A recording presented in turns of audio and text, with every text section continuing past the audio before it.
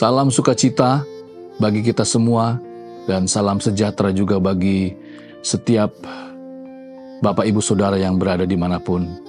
Kiranya hari ini menjadi berkat buat kita semua karena kita yakin dan percaya bahwa Tuhan ada dan menyertai kita di sepanjang perjalanan kehidupan kita.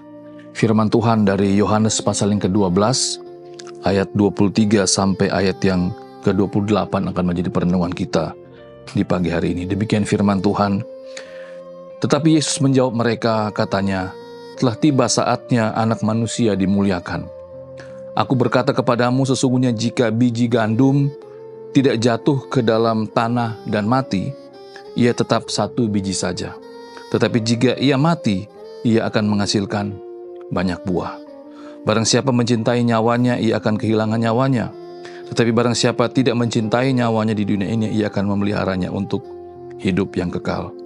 Barang siapa melayani aku, ia harus mengikut aku, dan di mana aku berada, di situ pun pelayananku akan berada. Barang siapa melayani aku, ia akan dihormati Bapa. Sekarang jiwaku terharu, dan apakah yang akan kukatakan? Bapa, selamatkanlah aku dari saat ini. Tidak, sebab untuk itulah aku datang ke dalam saat ini. Bapa, muliakanlah namamu, maka terdengarlah suara dari surga. Aku telah memuliakannya, dan aku akan memuliakannya lagi. Demikian bacaan firman Tuhan kita. Berbahagialah yang mendengar dan mengindahkan firman dalam kehidupannya hari lepas hari. Dari bacaan firman Tuhan kita ini, saya mengangkat tema, mati untuk hidup. Firman Tuhan di pagi hari ini sungguh luar biasa bagaimana kembali Tuhan Yesus mengingatkan kita tentang misinya, mengingatkan kita tentang tugasnya yang diberikan Bapa kepadanya ke dalam dunia ini. Memang Tuhan Yesus menggambarkan bahwa sama seperti biji itu harus jatuh ke tanah, mati dan pecah, sehingga biji tersebut dapat berakar, bertumbuh, dan menghasilkan banyak buah.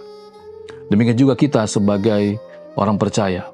Kalau kita kembali merefleksikan bagaimana karya Tuhan Yesus di kayu salib, dia harus mati. Tetapi kita bisa melihat kematiannya tidak sia-sia.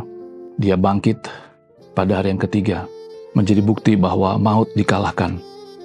Dan kita bersyukur bahwa kita orang-orang yang percaya kepada Yesus Kristus yang sudah mati dan bangkit itu, kita memiliki masa depan, kita memiliki pengharapan, kita memiliki jaminan hidup yang kekal.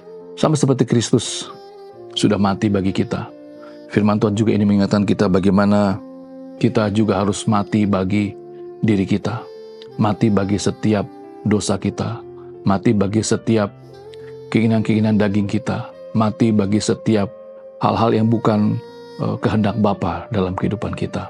Supaya apa? Supaya kehendak Bapa itu hidup dalam kehidupan kita. Supaya rencana Bapa itu dinyatakan dalam kehidupan kita. Supaya jalan-jalan Bapa itu ditunjukkan kepada setiap kita orang-orang yang sudah percaya. Sehingga kehidupan kita bukan kehidupan kita lagi, tetapi kehidupan Bapa yang nyata. Sehingga kehidupan kita tidak sama seperti dunia, tetapi kehidupan kita berbuah sesuai dengan rencana dan kehendak Bapa. Kita punya tugas tanggung jawab, Bapak Ibu terkasih, baik di dalam pekerjaan kita, baik dalam usaha kita, baik dalam studi kita, dalam apapun yang Tuhan percayakan dalam kehidupan kita. Mari kita mati bagi Tuhan. Mari kita tunjukkan, kita buktikan bahwa kita adalah orang-orang yang mengasihi Tuhan dengan mematikan setiap hal yang tidak berkenan di hadapan Tuhan. Sehingga nama Tuhan dipermuliakan di dalam setiap apa yang Tuhan percayakan kepada kita. Mari kita berdoa. Tuhan, terima kasih. Kami sungguh bersyukur. Tidak mudah memang untuk mematikan daging, untuk mematikan keinginan hawa nafsu, dan untuk mematikan keegoisan kami sebagai manusia. Tetapi kami bersyukur bahwa Tuhan Yesus sudah memberikan teladan kepada kami. Sama seperti Yesus Kristus yang harus mati, tetapi pada hari yang ketiga bangkit dan menjadi berkat dan menjadi jawaban bagi setiap orang-orang yang percaya.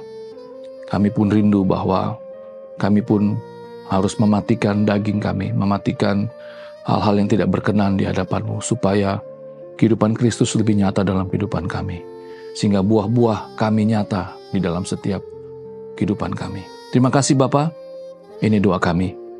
Kiranya Tuhan menolong dan memberkati kami dalam setiap apa yang kami kerjakan di hari ini. Terpujilah Engkau Tuhan, dalam nama Tuhan Yesus kami sudah berdoa. Amin.